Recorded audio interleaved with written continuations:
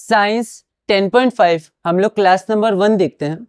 तो 10.5 मतलब हो गया क्लास 10 और इसका चैप्टर नंबर 5 जो कि है लाइफ प्रोसेसेस। तो लाइफ प्रोसेसेस में सबसे पहले हम लोग देखते हैं क्लास 1 में कि हमें पढ़ना क्या है। अब ये जो चैप्टर है ये बहुत ही इंपॉर्टेंट चैप्टर है। क्लास 10 में ये बायो का चैप्टर है। सीबीएसई में 11 से फिर हमारे साइंस डिवाइड होगी फिजिक्स, केमिस्ट्री और बायो में। तो ये बायो का चैप्टर है और ये जो चैप्टर ये बहुत ही इंपॉर्टेंट चैप्टर है और बहुत ही डेप्थ में इसे स्टडी किया जाता है। लेकिन अभी 10th लेवल में हमें बहुत ही बेसिक जानना है। अगर 11th 12th में आप बायो लेते हैं या उसके आगे कंटिन्यू करते हैं तो आपको इसको और डेप्थ में अच्छे से पढ़ना है। लेकिन अभी हम लोग क्या करेंगे, एनसीईआरटी, ये जो एनसीईआरटी उसी को हम लोग अपनी कोर्स बुक मानेंगे। इसी के आधार पे हम लोग थोड़ा थोड़ा ब्रीफ में पढ़ेंगे और हमारा एम क्या रहेगा, सीबीएसई के क्वेश्चंस और सीबीएसई में कैसे क्वेश्चंस इस चैप्टर से पूछे जाते हैं।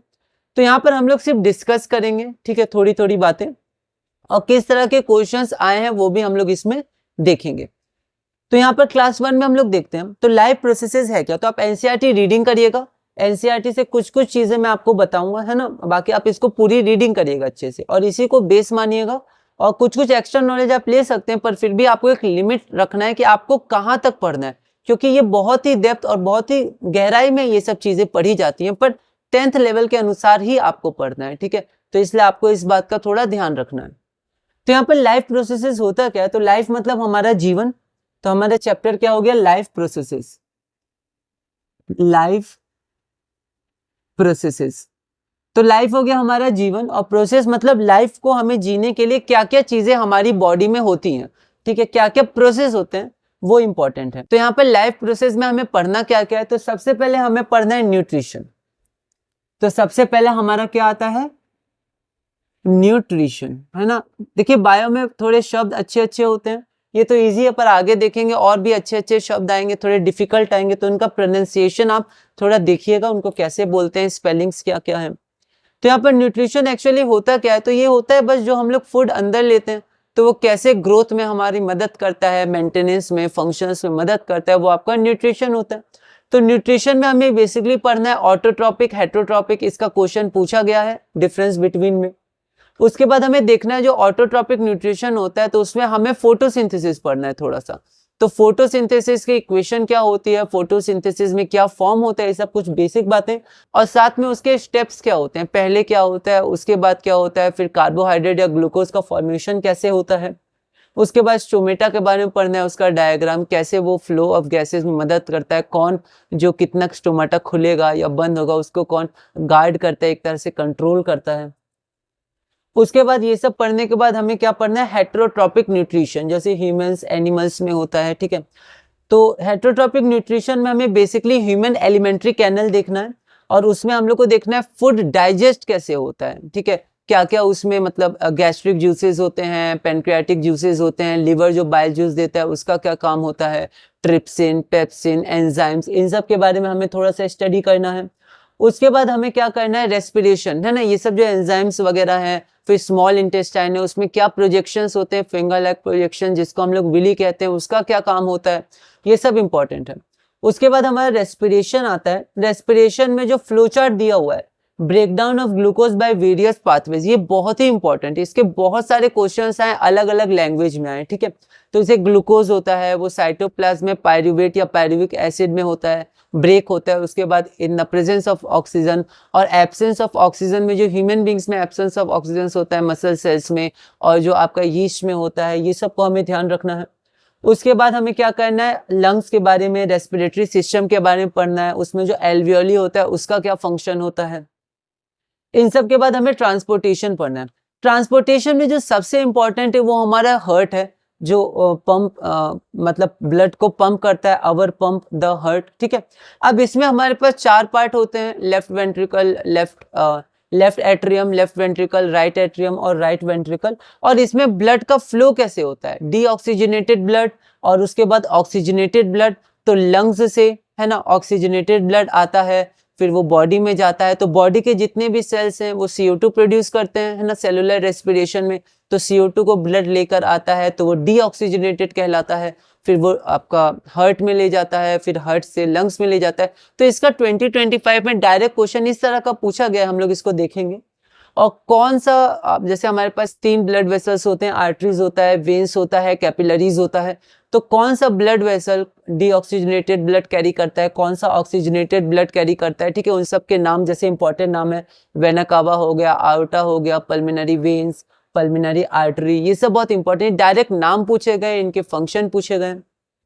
उसके बाद हमें कुछ और चीजें पढ़नी है, जैसे प्लेटलेट्स का क्या काम होता है और एक लिम्फ जो फ्लूइड होता है उसका क्या काम होता है, ये क्वेश्चन पूछे गए हैं। उसके बाद ट्रांसपोर्टेशन इन प्लांट्स भी हमें पढ़ना है। ट्रांसपोर्टेशन इन प्लांट्स बेसिकली आपका एक वाटर का ट्रांसपोर्टेशन होता है सॉइल से अपर पार्ट्स में, उसके बाद फूड का ट्रांसपोर्टेशन होता है जहाँ पर लीव्स में फूड बनता है, वहां से जो डिफरेंट बॉडी पार्ट्स में प्लांट्स ले जाता है, तो जाइलम, फ्लोएम, इनके बारे में। उसके बाद आपका ट्रांसपीरेशन, ट्रांसपीरेशन क्या होता है और ट्रांसपीरेशन में मतलब ट्रांसपीरेशन कैसे हेल्प करता है, उसके फंक्शंस हमें लिखने हैं, हाउ इट हेल्प्स। और उसके बाद हमारे पास है अगला एक्सक्रीशन। एक्सक्रीशन में क्या होता है, जो वेस्ट प्रोडक्ट होते हैं वो कैसे शरीर से निकल जाते हैं, ठीक है। जो यूरिन होता है और उसको कौन फिल्टर करता है, मतलब ब्लड को फिल्टर करके फिर यूरिन का फॉर्मेशन होता है, ये सब कहाँ होता है, फंक्शनल यूनिट क्या होता है। और साथ में जो नेफ्रॉन है, नेफ्रॉन का स्ट्रक्चर डायरेक्ट पूछा गया था, मतलब ड्रॉ करने तो नहीं पूछा गया था, लेकिन जो स्ट्रक्चर है उसमें बाउमेंस कैप्सूल एक इंपॉर्टेंट उसका पार्ट होता है, ये पूछा गया था, ये क्या है, एक्स लिख दिया गया था, आपको बताना है ये क्या है, ठीक है। तो बाउमेंस कैप्सूल हो गया, ग्लोमेरुलस, ये भी एक इंपॉर्टेंट पार्ट होता है, ग्लोमेरुलस। और उसके बाद आपका ये डायग्राम आप एक बार देखिएगा, ठीक है, पूछा गया है। उसके बाद हमारा नेफ्रॉन्स क्या होते हैं, उनका फंक्शन क्या होता है। उसके बाद जो यूरेटर होता है, यूरेथ्रा होता है, और उसके बाद हमारे पास यूरिनरी ब्लैडर होता है, किडनी होता है। तो इन सब का आपको ध्यान रखना है क्या क्या फंक्शन होता है। और उसके बाद लास्ट में हमें एक्सक्रीशन इन प्लांट्स पढ़ना है। एक्सक्रीशन इन प्लांट्स में हमें देखना है कि जो वेस्ट प्रोडक्ट्स होते हैं प्लांट्स के, वो कैसे वो हटाता है अपनी बॉडी में से, ठीक है। तो कुछ होता है जैसे ऑक्सीजन, ऑक्सीजन वेस्ट प्रोडक्ट हो जाता है प्लांट्स के लिए, कब, जब वो फोटोसिंथेसिस करता है, ठीक है। तो जब फोटोसिंथेसिस होता है तो हमें CO2 चाहिए होता है, CO2 चाहिए होता है, वाटर चाहिए होता है, सनलाइट चाहिए होता है, क्लोरोफिल चाहिए होता है। तो जो ऑक्सीजन बनता है वो वेस्ट प्रोडक्ट हम लोग मान सकते हैं जो वो रिलीज करता है, ठीक है। और फिर कार्बन डाइऑक्साइड, सेलुलर रेस्पिरेशन में कार्बन डाइऑक्साइड रिलीज होता है। उसके बाद और भी जैसे ओल्ड जाइलम में कुछ और वेस्ट प्रोडक्ट्स होते हैं, ठीक है, जैसे रेजिन्स हो गए, गम्स हो गए। उसके बाद कुछ वेस्ट प्रोडक्ट तो प्लांट्स क्या करता है, एक्सक्रीट कर देता है सराउंडिंग सॉइल में। उसके बाद जो लीव्स होता है, लीव्स में वो सेकेंडरी मेटाबोलाइट्स, ऐसे करके कुछ टर्म्स हैं, ये सब हमें आगे क्लास में स्टडी करना है। तो कुछ वेस्ट मटेरियल जो प्लांट्स होता है वो लीफ में स्टोर कर देता है, और फिर लीव्स झड़ जाते हैं, उसको वो शेड कर देता है, वेस्ट जो लीव्स हो जाते हैं, वेस्ट प्रोडक्ट जिनमें होता है। तो इस तरह से ये कुछ बेसिक बातें, इनका बहुत ही डेप्थ है, पर हमें क्या करना है, एनसीईआरटी 10th के हिसाब से आगे बढ़ना है। इसमें और भी बहुत सारी बातें हैं, पर मैंने ब्रीफ में बताया, ब्रीफ में ही स्टडी करेंगे। एनसीईआरटी में से भी कुछ चीजें जो इंपॉर्टेंट है उसको हम लोग अच्छे से देखेंगे, ठीक है। तो यहाँ पर बस नोट्स कुछ मैंने बनाए, इसमें मैंने हिंदी इंग्लिश के नोट्स बनाए, कुछ हिंदी में हल्के से, इंग्लिश में। तो आप इसको प्रॉपर नोट्स एनसीईआरटी से बना सकते हैं, इसे समझने के लिए है। तो मैंने बनाया, आप अपने तरह से भी अपनी लैंग्वेज में इसको बना सकते हैं, ठीक, क्योंकि इंपॉर्टेंट वर्ड्स आते हैं इसमें, वो सबको हमें ध्यान रखना है। तो यहाँ पर हम लोग क्लास 1 में पहले न्यूट्रिशन स्टडी करते हैं। तो हमारे पास न्यूट्रिशन है, तो न्यूट्रिशन क्या होता है, प्रोसेस होता है जिससे हम लोग फूड को लेते हैं और जो ग्रोथ में, मेंटेनेंस में हेल्प करता है। तो ये 2 तरह का होता है। एक हमारे पास क्या होता है, तो एक हमारे पास होता है ऑटोट्रॉपिक न्यूट्रिशन, एक होता है ऑटोट्रॉपिक न्यूट्रिशन, है ना, ये मैंने लिखा है, ये हम लोग देख लेंगे। और दूसरा हमारे पास क्या होता है, तो दूसरा हमारे पास होता है हेट्रोट्रॉपिक न्यूट्रिशन होता है, हेटेरोट्रॉपिक न्यूट्रिशन। अब जो ऑटोट्रॉपिक न्यूट्रिशन फॉलो करते हैं उनको हम लोग ऑटोट्रॉप्स कहते हैं, ऑटोट्रॉप्स। और जो हेटेरोट्रॉपिक न्यूट्रिशन फॉलो करते हैं उसको हम लोग हेटेरोट्रॉप्स कहते हैं, ठीक है। ऑटोट्रॉप्स अपना खाना खुद बनाते हैं, ठीक है। कैसे बनाते हैं, तो फोटोसिंथेसिस से बनाते हैं। फोटोसिंथेसिस में क्या बनाते हैं, तो कार्बोहाइड्रेट्स बनाते हैं। ग्लूकोज रहता है, पर फिर ग्लूकोज स्टोर भी होता है कार्बोहाइड्रेट्स में। तो कार्बोहाइड्रेट्स मतलब कौन सा कार्बोहाइड्रेट, तो ग्लूकोज स्टार्च में होता है। कई तरह के कार्बोहाइड्रेट्स होते हैं, इनके जो फंक्शंस, मतलब इनके जो टाइप्स वगैरह वो हमें 11th 12th हायर क्लासेस में पढ़ना है, ठीक है। तो यहाँ पर ये स्टोर करता है स्टार्च के फॉर्म में प्लांट्स, और ऐसा ही कुछ प्रोसेस हमारी बॉडी में भी होता है। तो जब हम लोग फूड लेते हैं उसमें जो हमारा कार्बोहाइड्रेट स्टोर होता है वो ग्लाइकोजन के फॉर्म में स्टोर होता है, ठीक है। अब जो हमारे पास ऑटोट्रॉपिक न्यूट्रिशन होते हैं कौन कौन करते हैं, तो ग्रीन प्लांट्स तो करते हैं, प्लांट्स, और साथ में सम बैक्टीरिया, कुछ बैक्टीरिया भी करते हैं। और हेटरोट्रॉपिक न्यूट्रिशन कौन करता है, एनिमल्स करते हैं। तो ह्यूमंस को एनिमल्स के अंदर ही लिया जाता है, तो एनिमल्स और फंगाई, ठीक है, या फंगी कह सकते हैं हम लोग। तो प्रोनाउंसिएशन थोड़ा ध्यान रखिएगा किसको क्या कहते हैं। तो एनिमल्स और फंगी ये क्या करते हैं, हेटरोट्रॉपिक न्यूट्रिशन फॉलो करते हैं। उसके बाद हमारा आता है फोटोसिंथेसिस। तो ये जो हेटरोट्रॉपिक और ऑटोट्रॉपिक के बीच में डिफरेंस, ये 2020 में पूछा गया था क्वेश्चन, ठीक है। तो हम लोग देखेंगे 2019 से 2025 के कुछ क्वेश्चंस क्या क्या है वो हम लोग स्टडी करेंगे। वैसे इसका मैंने प्लेलिस्ट अपलोड कर दिया है, 2025 से 2019 में क्या क्या क्वेश्चन आ चुके थे, तो आप देख सकते हैं वहां से। तो यहाँ पर हम लोग आगे बढ़ते हैं, फोटोसिंथेसिस। तो फोटोसिंथेसिस बहुत ही इंपॉर्टेंट है, हमें इसे स्टडी करना है। फोटोसिंथेसिस स्पेलिंग का आप ध्यान रखिएगा, है ना, एक बार आप देख लीजिएगा स्पेलिंग फोटोसिंथेसिस। अब फोटोसिंथेसिस में एक तरह से हम लोग समझ सकते हैं कि प्लांट्स को खाना बनाना है, तो खाने बनाने के लिए कुछ चीजों की जरूरत होगी, उसको हम लोग रॉ मटेरियल्स मान लेते। तो क्या क्या चीजों की जरूरत होती है, तो पहला हमारा होता है CO2 की जरूरत होती है, और क्या होता है H2O, पानी की जरूरत होती है। फिर क्या जरूरत होती है, तीसरी सनलाइट की, सूरज की रोशनी की जरूरत होती है। उसके बाद हमारे पास किसकी जरूरत होती है, तो उसके बाद हमारे क्लोरोफिल की जरूरत होती है, क्लोरोफिल, ठीक है। अब ये कहाँ से मिलते हैं, तो एयर से तो CO2 मिल जाएगा, ठीक है। H2O आपको क्या मिल जाएगा, सॉइल से मिल जाएगा। तो हम लोग पानी डालते हैं पौधों में, तो जो सॉइल में रूट्स होते हैं वो एब्जॉर्ब कर लेते हैं, जाइलम टिश्यू से ऊपर ले जाते हैं, वो भी हमें पढ़ना है, ट्रांसपोर्टेशन में ऊपर जाते हैं। उसके बाद सनलाइट, ये सूरज से मिल जाएगा। और उसके बाद क्लोरोफिल जो ग्रीन लीव्स होते हैं उनमें क्लोरोप्लास्ट होते हैं, प्लास्टिड्स, और उसमें जो क्रोमोप्लास्ट होता है, क्रोमोप्लास्ट के अंदर क्या होता है, क्लोरोफिल होता है, क्लोरोप्लास्ट, है ना। तो क्लोरोप्लास्ट हो जाता है, ठीक है। तो जैसे क्लास 9th में आपने पढ़ा होगा, एक प्लास्टिड्स होते हैं, तो प्लास्टिड्स में क्रोमोप्लास्ट, ल्यूकोप्लास्ट, फिर क्रोमोप्लास्ट में क्लोरोप्लास्ट, क्लोरोप्लास्ट में क्लोरोफिल। तो ऐसे करके कुछ कुछ टर्म्स हैं, पर हमें बस इतना देखना है कि क्लोरोप्लास्ट में क्लोरोफिल होता है, ठीक है। क्लोरोप्लास्ट होते हैं, उसके अंदर पिगमेंट्स होते हैं क्लोरोफिल के। तो ये चार चीजें हमें चाहिए, तो ये चारों हमें मिल जाएंगी अलग अलग जगह से। उसके बाद बनता क्या है, तो उसके बाद हमारा प्रोडक्ट बनेगा। तो यहाँ पर फॉर्मेशन किसका किसका हो जाएगा, यहाँ पर ग्लूकोज का फॉर्मेशन हो जाएगा, और आपका O2 का फॉर्मेशन हो जाएगा, और वाटर का भी फॉर्मेशन होता है, ठीक है। तो अब हम क्या करते हैं, एक बार इसका रिएक्शन देख लेते हैं। चैप्टर 1 में हमने देखा था रॉ मटेरियल से रिएक्टेंट्स होते हैं, वो रिएक्ट करते हैं, प्रोडक्ट्स बनाते हैं। तो यहाँ पर क्या आपका पहला जरूरत था, CO2, उसके बाद क्या था, H2O, उसके बाद सनलाइट को हम लोग यहाँ लिख देते हैं। ये इक्वेशन ऑफ फोटोसिंथेसिस है, बहुत इंपॉर्टेंट है, बैलेंस करने भी दिया जा सकता है इसको, बैलेंसिंग क्लास चैप्टर 1 में देखा था। उसके बाद हमारे पास क्लोरोफिल है, क्लोरोफिल के बाद हमारे पास क्या बनेगा, ग्लूकोज, ग्लूकोज होता है C6H12O6। उसके बाद हमारा O2 बनेगा और H2O बन जाएगा। तो ये हमारा हो गया O2, ये हमारा हो गया H2। अब बैलेंस कैसे करें, तो आप चाहें तो बैलेंस कर सकते हैं, या फिर आप क्या कर सकते हैं, डायरेक्ट इसको ध्यान भी रख सकते हैं, ठीक है। जैसे यहाँ पर 6 आ जाता है, यहाँ 12 आ जाता है, यहाँ 6 आ जाता है, यहाँ 6 आ जाता है, 6 12 6 6, है ना। तो ये आपका बैलेंस हो जाएगा, आप ऐसे इंडिविजुअली भी कर सकते हैं, ठीक है। तो यहाँ पर हमारी इक्वेशन हो गया, इक्वेशन ऑफ फोटोसिंथेसिस, इसको आप ग्लूकोज लिख सकते हैं, एनसीईआरटी में लिखा हुआ था। अब ये जो इक्वेशन ऑफ फोटोसिंथेसिस होता है, इसमें जो आपका प्रोसेस होता है वो 3 स्टेप्स में दिया गया है। तो सबसे पहला क्या है कि सबसे पहले जो क्लोरोफिल होता है, क्लोरोफिल का काम क्या होता है, क्लोरोफिल सनलाइट को एब्जॉर्ब करता है। ये जो क्लोरोफिल है वो सनलाइट को एब्जॉर्ब करता है। तो पहला हमारा आता है एब्जॉर्प्शन, एब्जॉर्प्शन, ठीक है। तो एब्जॉर्प्शन किसका, तो एब्जॉर्प्शन आपका सनलाइट का, किसके द्वारा, तो क्लोरोफिल के द्वारा, ठीक है। तो पहले एब्जॉर्प्शन हो जाएगा। उसके बाद जो लाइट एनर्जी आई, ठीक है, लीफ में, क्योंकि एब्जॉर्ब कर लिया क्लोरोफिल, तो जो लाइट एनर्जी है उस एनर्जी का यूज किस में करते हैं, तो वाटर है, वाटर को फिर ब्रेक करते हैं H2 और O2 में। आप चाहें तो इसको बैलेंस भी कर सकते हैं। तो H2 और O2 में ये स्प्लिट होता है, स्प्लिट करना, तो splitting of water molecules into hydrogen and oxygen.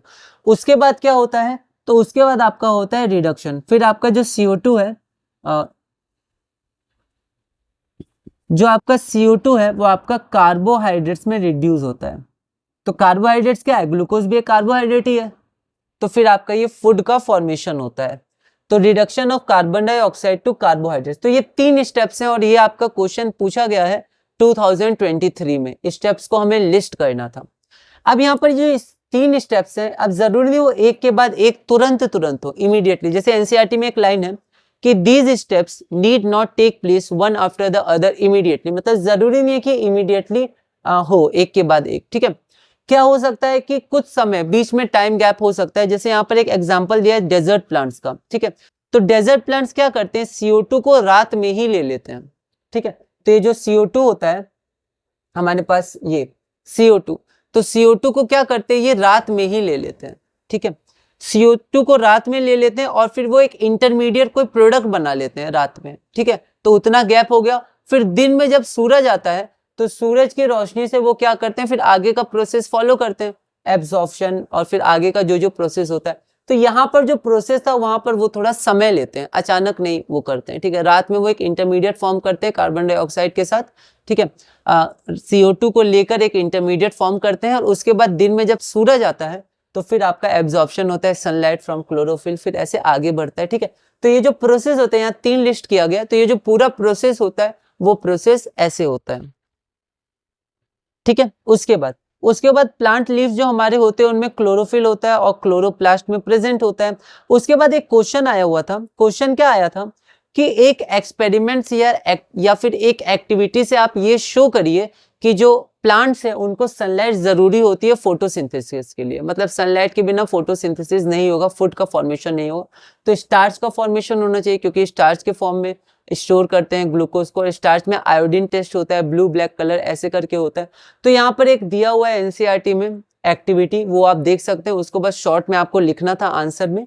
और साथ में एक एक्टिविटी और दिया है एनसीईआरटी में, वो एक्टिविटी है कि chlorophyll is essential for photosynthesis, ठीक है। तो ये भी 2 एक्टिविटी है, इसको आप देख सकते हैं। इसको मैंने यहाँ पर लिखा नहीं है, शो नहीं किया है, आप इसको एनसीईआरटी से ही देख सकते हैं। तो एनसीईआरटी से भी कुछ बेसिक बातें हम लोग देखेंगे जो एग्जाम के लिए इंपॉर्टेंट है। तो इस क्लास में हम लोग इतना ही करते हैं। अगली क्लास में हम लोग फिर स्टोमाटा का स्ट्रक्चर देखेंगे, उसके जो पोर होते हैं, गार्ड सेल्स जो हेल्प करते हैं, और उसके बाद हम लोग कहाँ जाएंगे, उसके बाद हम लोग हेटेरोट्रॉपिक न्यूट्रिशन में जाएंगे। उसमें पहले अमीबा का देख लेंगे। अमीबा जो यूनिसेलुलर ऑर्गेनिज्म होता है, वो स्यूडोपोडिया से जो फूड वैक्यूल बना के ब्रेक करता है, उसका भी क्वेश्चंस इंपॉर्टेंट है, ठीक है, आ सकते हैं, कुछ आए भी हैं, ठीक है। और 4 स्टेप्स, किस स्टेप में क्या होता है कि पहले क्या होता है, बाद में क्या होता है, उसके बाद क्या होता है, प्रोसेस क्या होता है अमीबा में। उसके बाद हम एलिमेंट्री कैनल देखेंगे, डाइजेशन प्रोसेस देखेंगे, ये बहुत इंपॉर्टेंट है। नाम क्या क्या है एंजाइम्स के, बाइल जूस का काम क्या होता है, पेनक्रियाटिक एंजाइम्स क्या होते हैं, गैस्ट्रिक एंजाइम्स क्या होते हैं, और एलिमेंट्री कैनल का डायग्राम भी पूछा गया था पिछले साल, किसी साल में, है ना। तो हम लोग वो देखेंगे, न्यूट्रिशन पूरा करेंगे, ऐसे रेस्पिरेशन, उसके बाद ट्रांसपोर्टेशन, उसके बाद एक्सक्रीशन, और धीरे धीरे हम लोग ये चैप्टर पूरा करेंगे। तो क्लास 1 हमने पूरा किया, इसमें हमने बेसिकली फोटोसिंथेसिस के बारे में देखा, ऐसे ही धीरे धीरे हम लोग आगे बढ़ेंगे।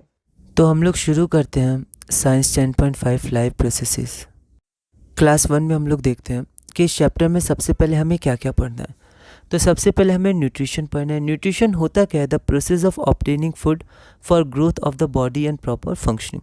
तो यहाँ मैंने हिंदी इंग्लिश में नोट्स बनाए हैं, आप अपनी तरह से नोट्स बना सकते हैं।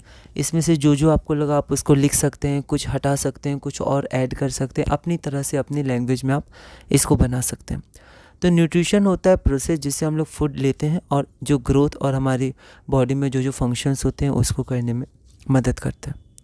अब न्यूट्रिशन 2 तरह के होते हैं, तो डिफरेंस ये पूछा गया था 2020 में, ऑटोट्रॉपिक न्यूट्रिशन और हेटेरोट्रॉपिक न्यूट्रिशन के बीच। तो ऑटोट्रॉपिक न्यूट्रिशन जो फॉलो करते हैं उनको ऑटोट्रॉप्स कहते हैं, जो हेटेरोट्रॉपिक न्यूट्रिशन फॉलो करते हैं उनको हेटेरोट्रॉप्स कहते हैं।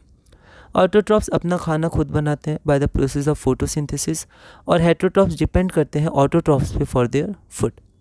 अब फोटोसिंथेसिस में कार्बोहाइड्रेट्स बनता है जो मेनली ग्लूकोज होता है, फिर ग्लूकोज वो स्टोर होता है स्टार्च में, तो ग्लूकोज भी कार्बोहाइड्रेट्स है, स्टार्च भी कार्बोहाइड्रेट्स है, तो यहाँ कार्बोहाइड्रेट्स बनता है हम कह सकते हैं, और ये स्टोर होता है स्टार्च में।